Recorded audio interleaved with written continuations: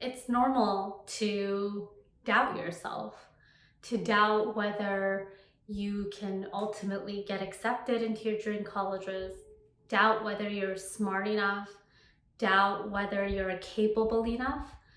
It's normal. It's a part of life. It's a part of this journey. So today I want to talk about doubt.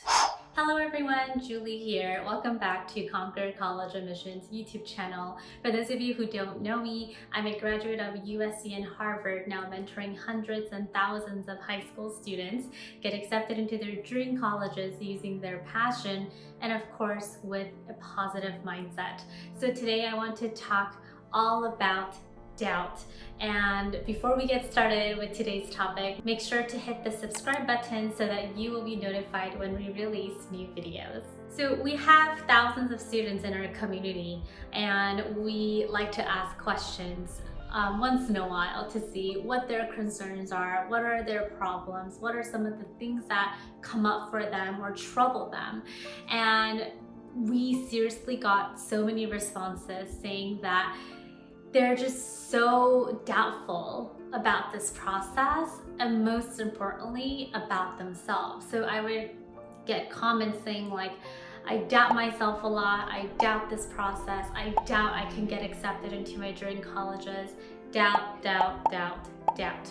So what that tells me is that this is something that maybe you are struggling with as well. And of course, I've struggled with doubting myself in high school and even as an adult, it's an ongoing process. But over the years, I've developed some tools and strategies that's helped me live a very fulfilling, passionate, and successful life. So I want to share my 3 tips with you in this video. My very first tip for you, which is actually a kind of a question, is to ask yourself, when is the very first time you found yourself doubting yourself? Because that's probably where it really began for you. And no one is born, as a little baby saying like, I'm gonna doubt everything that I do. It's something that we pick up along the way, maybe from your parents, maybe from your cousins, maybe from your friends or your teachers. And for me, when I ask myself this question, it's when I first immigrated to the United States and I didn't speak any English. Like literally my dad was teaching me ABCs like when I first came to the United States. So when I would complete homework assignments or read something, I would doubt everything that I did.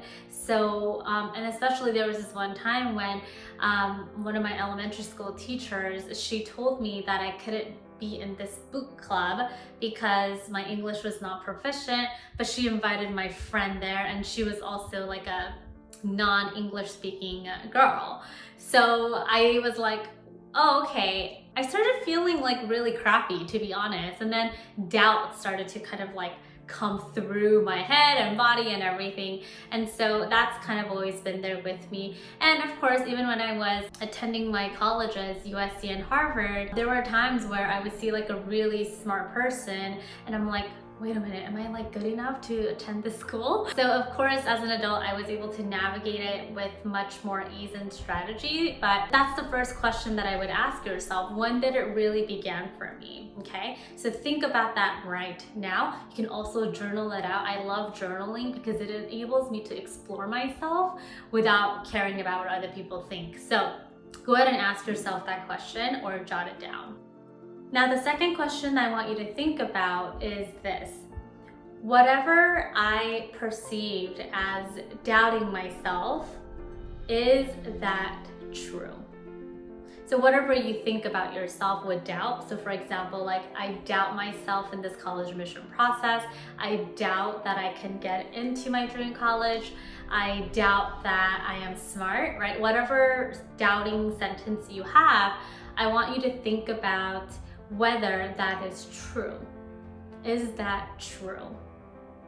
And let me break it to you. The answer is always no, because it's a belief system that you created by yourself or with the help of your external environment. So if you think that you're not smart enough and that's the doubt that you have, and that's the doubt that you're living with, then you will act just like that belief system you have. For example, if I am telling myself that I am not the smart one, I'm just not a smart kid, then I'm probably not try at school. I'll probably not care about this college admission process. So isn't it kind of scary that like we're all living with like this false belief system that we created for ourselves? So answer this question. Whatever doubt you have, is that true? And the answer is always no. So if you answered yes, I want you to tell yourself that is not true. Now the final step is for you to create a new version of yourself.